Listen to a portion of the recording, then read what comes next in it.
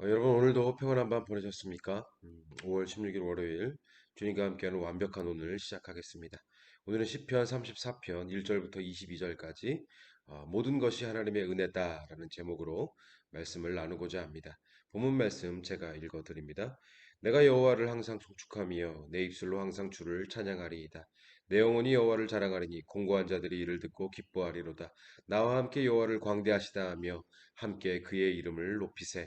내가 여호와께 간구하며 내게 응답하시고 내 모든 두려움에서 나를 건지셨도다. 그들이 주를 앙망하고 광채를 내었으니 그들의 얼굴은 부끄럽지 아니하리로다. 이 공고한 자가 부르짖음에 여호와께서 들으시고 그의 모든 환난에서 구원하셨도다.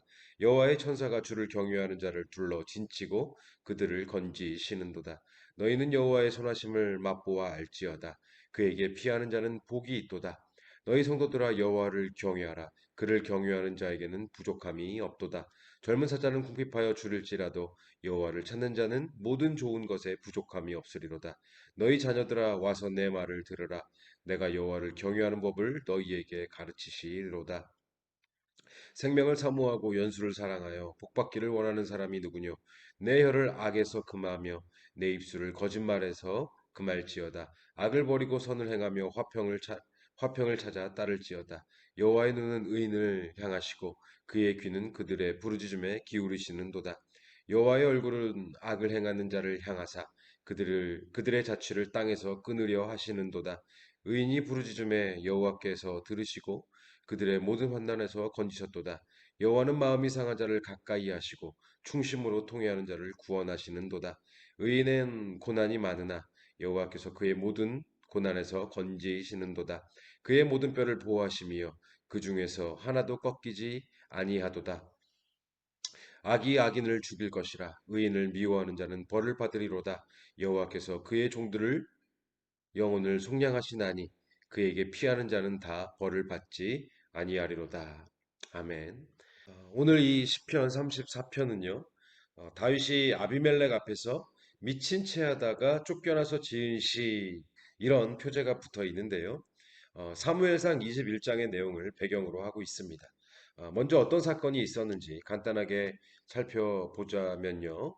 어, 다윗이 사울왕을 피해서 도망자의 신세가 되어버린 그 초창기에 있었던 이야기인데요. 다윗은 요나단의 도움으로 사울왕의 성에서 급하게 피신을 하기는 했지만 두려움에 떨며 어떻게 해야 할지 전혀 갈피를 잡지 못하는 상황에 놓이게 됩니다. 당장 갈 곳도 없었고요. 아무런 채비가 되어 있지 않았던 것이죠. 그러다가 이제 하나님의 종 아히멜렉 제사장을 찾아가게 되는데요. 뭐 급한 대로 진설병으로 허기를 채우고 또 골리앗의 칼을 얻기는 했지만 다윗의 두려움은 전혀 사라지지가 않았습니다. 그래서 다윗은 아히멜렉의 집에서 하룻밤도 머물지 않고 국경을 넘어서 블레셋 땅 가드로 도망을 가게 됩니다.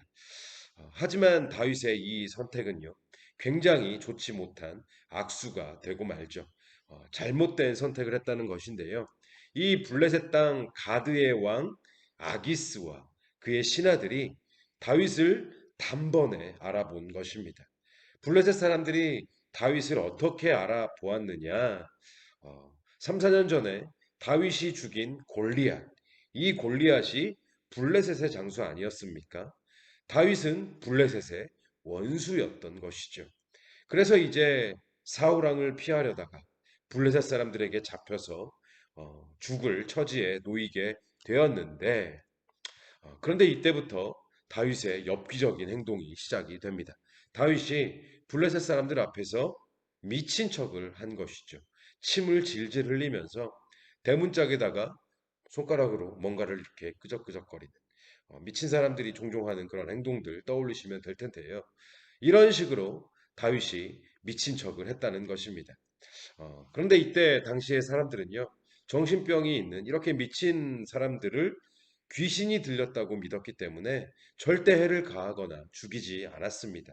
그랬다가 그 귀신이 자기한테 옮겨올 수 있다고 믿었던 것이죠. 아무튼 다윗은 이렇게 미친 척한 행동을 통해서 블레셋 사람들에게 풀려나게 되고 다시 이스라엘 땅으로 돌아오게 되는데요. 자, 이렇게 미친 척까지 해가면서 생명을 부지하고 지은 시가 바로 오늘 이 시편 34편이라는 것입니다. 이런 상황에서 다윗은 정말이지 전심으로 하나님께 감사와 찬송을 올려드리고 있는데요. 1절 말씀, 내가 여호와를 항상 송축하며 내 입술로 항상 주를 찬양하리이다. 그리고 6절, 이 공고한 자가 부르짖음에 여호와께서 들으시고 그의 모든 환난에서 구원하셨도다. 이렇게 찬양을 올려드리고 있습니다. 그런데 사실 저는요, 이 상황이 쉽게 받아들여지지가 않았어요. 어쨌든 다윗이 생명을 지키기는 하였으나, 생명을 지킨 것은 맞으나, 이 과정이 정말 너무 수치스럽고 부끄럽고 비굴하지 않았습니까? 그렇잖아요. 이게 다윗을 구원하신 하나님의 방법이라고 하기에는 그 과정이 전혀 하나님의 방법 같지 않게 느껴지는 것이죠. 만약 저 같으면요, 이렇게까지 해서 살아야 하나, 이런 수치를 당하면서까지 내가 목숨을 부지해야 하나, 이런 절망스러움과 비참함이 더 크게 다가왔을 것 같아요. 만약 이 과정이 다윗의 고백처럼 하나님의 구원이고 하나님의 은혜라면 정말 이 방법 말고는 없으셨을까? 어차피 다윗을 블레셋 땅에서 죽게 내버려 두실 계획이 아니셨더라면 평소 하셨던 방법대로 하늘의 군대를 보내가지고 블레셋 사람들을 싹 쓸어버리는 그런 멋진 방법으로 구원을 해주셨더라면 얼마나 더 은혜로운 일이었을까? 그랬다면 다윗의 이 시편 34편의 노래가 얼마나 우리에게 은혜롭게 더 와닿을 수 있었을까요? 다윗이 목숨을 부지하기 위해서 미친 척까지 해야만 했던 너무나도 수치스럽고 비굴해 보이는 그 상황과 이 시편 34편의 감사와 찬송이 연결이 쉽게 잘 안 되는 겁니다. 과정이야 어찌됐든 살았으니까 감사한 일인가? 이렇게 받아들이기에는 이게 납득이 잘 안 되더라고요. 그래서 이 34편을 붙들고 정말 몇 시간 동안 붙들고 한참을 생각하고 묵상을 해봐도 마땅한 답이 나오지 않고 현타가 찾아오더라고요. 10분, 15분짜리 영상을 찍으려고 4~5시간 동안 이러고 있는 게 현타가 좀 찾아오고 그냥 이 시편 34편은 모른 척 건너뛸까? 그냥 모른 척 35편 할까? 정말 심각하게 고민을 했었는데요.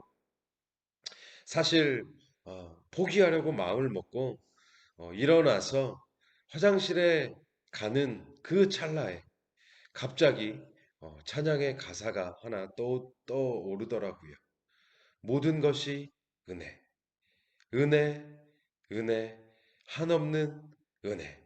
차마 불러드리지 못해서 죄송한 마음을 갖고요. 어, 이 찬양의 가사, 한없는 은혜. 모든 것이 은혜다. 모든 것이 하나님의 은혜다. 인간의 시선으로 바라보면 미친 척을 해야 하고 그렇게 수치와 비굴한 처지를 당하는 것이 어찌 은혜일 수 있는가라고 할 수 있겠지만 모든 것이 은혜다. 그야말로 모든 것이 은혜다. 영광스러운 자리에서 사람들의 칭송을 받고 높임을 받는 것만이 은혜가 아니라 수치스럽고 비굴한 자리에서 생명을 구걸해야 하는 그 순간도, 그 순간도 하나님의 은혜다. 그냥 모든 것이, 모든 순간이, 모든 상황이 하나님의 은혜다. 순식간에 이렇게 정리가 되어 버리더라고요. 생각을 해보니까요. 하나님의 은혜에 관하여서 여전히 내 본능이 받아들이고자 했던 것은 그리고 내 인생이 받아들이고자 했던 것은 내가 높아지는 것, 내가 잘 되는 것, 내가 성공하는 것, 이것만 은혜였던 것입니다. 이런 것들만이 하나님의 은혜고 수치를 당하는 것은 은혜가 아니라고. 비굴한 처지에 놓이게 되는 것은 은혜가 아니라고. 다윗처럼 살기 위해서 미친 척까지 해야 하는 몸부림은 하나님의 은혜가 아니라고. 저도 모르게 하나님의 은혜를 내 얄팍한 본능과 욕망의 기준에서 정의를 내려버리고 그렇게 구분을 짓고 그 본능과 욕망의 기준에 맞는 은혜만을 추구하고 기대하고 바라며 살고 있었더란 말이죠. 모든 것이 하나님의 은혜라는 이 고백은 그렇게 자연스럽고 그렇게 입으로는 잘 말해왔지만 실제로는 정말 모든 것이 은혜가 아니었던 거예요. 그러니 힘들고 어려운 상황에 놓이게 되면 정말 힘들고 어렵기만 한 것이고, 그러니 다윗의 이 감사 찬송이 이해가 잘 안 될 수밖에. 다윗이 생명을 부지할 수 있었던 그 결과만 하나님의 은혜가 아니라 그 과정 또한 하나님의 은혜라는 것. 그야말로 그 모든 것이 모든 상황과 모든 순간이 다 하나님의 은혜라는 것. 미친 척을 하면서까지 목숨을 부지해야 하는 상황에서 절망하고 낙심하고 원망하는 것이 더 자연스러워 보이지만 인간의 시각으로는 그것이 더 자연스러워 보이지만 내가 여호와를 항상 송축하며 내 입술로 항상 주를 찬양하리이다. 이 공고한 자가 부르짖음에 여호와께서 들으시고 그의 모든 환난에서 구원하셨도다. 모든 것을 하나님의 은혜로 여긴 다윗의 이 믿음, 이 영성. 여러분, 이것이 다윗과 우리의 차이가 아닐까 싶습니다. 좀 더 솔직하게 이것이 다윗과 저의 차이가 아닐까 싶습니다. 그리고 제가 닮아가야 하고 추구해야 하는 믿음과 영성이 아닐까요? 이런 의미에서 모든 것이 하나님의 은혜다.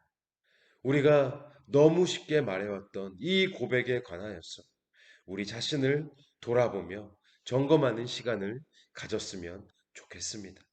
나에게 좋은 것만, 높은 자리에서 좋은 것들을 누리며 사는 것만을 하나님의 은혜로 여기면서 그런 것들만을 바라고 기대하며 살지는 않았는지, 그래서 힘들고 어려운 순간에는 은혜 받지 못한 자처럼 굴지는 않았는지 돌아보며 회개하는 우리가 되었으면 좋겠습니다.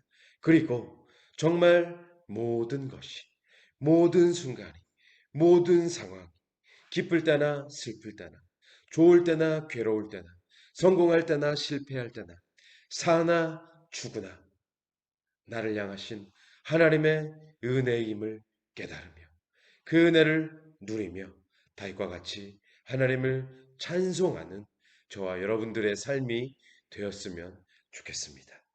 그렇게 오늘도 하나님의 은혜를 깨닫고 느끼며 주님과 함께하는 완벽한 오늘이 되시기를 주님의 이름으로 간절히 축원합니다.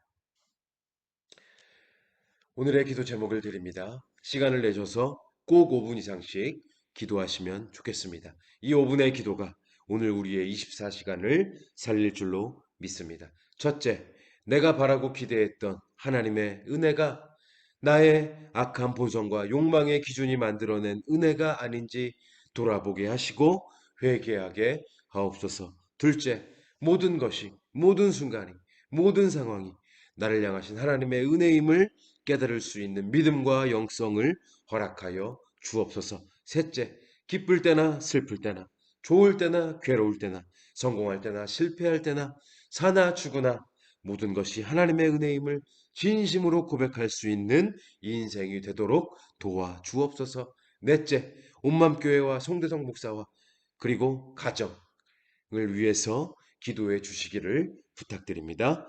이 기도 제목들을 가지고 시간을 내셔서 꼭 기도하셨으면 좋겠습니다. 기도하시겠습니다.